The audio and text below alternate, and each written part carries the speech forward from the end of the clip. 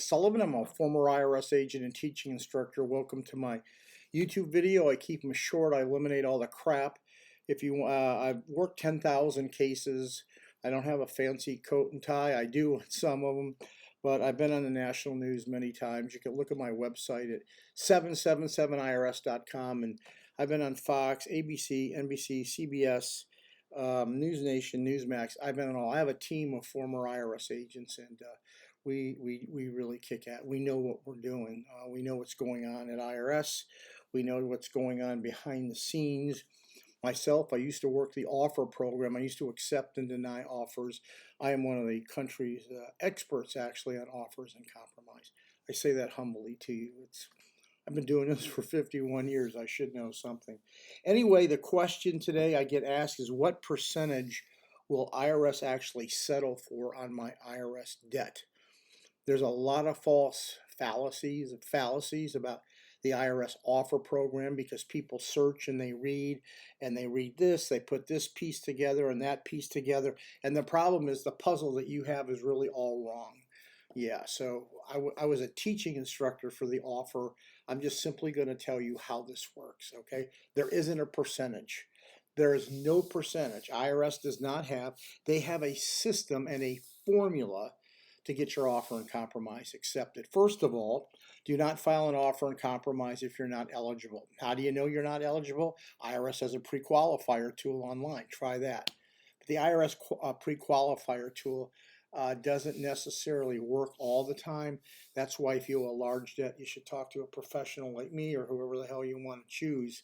But really, at the end of the day, you've got to know that you have a valid offer. Somebody should look at your financial statement. We do that and say whether you're eligible and how much IRS will say. I can tell you exactly what IRS is going to settle for. There isn't a percentage. So let me just tell you how this works real quick. I like to get in and out of my videos in 4 minutes. IRS looks at two things. They look at your total equity in your everything. If they look at a pension, a house, a car, they come up with a number that is worthy of what they think is the equity value of your home, of your assets. They put that on line A. Let's say I took a financial statement, I looked at equity of your house, pension, car, what's in the bank account. I take that number and I put it on line A. So let's say that you owe $100,000 and you have $150,000 in equity. IRS is not going to accept that offer because you have the money to pay the tax. These companies will take these cases, they'll tell you a bunch of crap, charge you a lot of money. Your offer is not going to go through. I rejected those like that.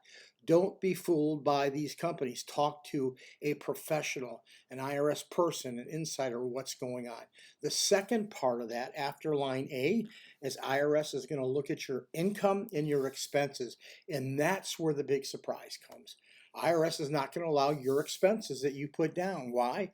IRS has a national standard through the Department of Labor of what they will allow you depending on where you live. You want to know those? Go to irs.gov, put up IRS national standards. There's national standards in 4 categories. IRS national standards for housing and utilities, food and clothing, car payments, and car expenses. They will use their figures. So what they're going to do, after they use their figures, they are going to go ahead and do the math, and then they're going to see, based on your income and expenses, what you have left over a month.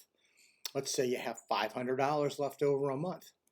You're going to take that $500, listen to me, and multiply it by the life of the statute. You need to find out how long your statute is.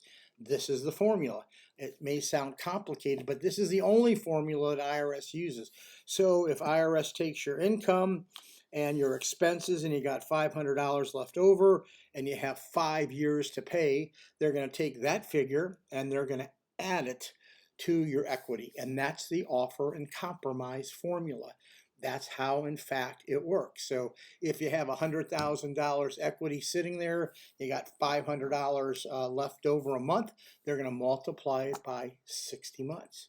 How much is that? 30,000. What are they going to do? They're going to take 30,000, add it to the 50,000, and your settlement is $80,000. That's how that works. Someone smart like me can change some of those numbers, but that's for another day. If you need me, call me. Now you know the truth. Give me a subscription if you would. I appreciate it. Thank you.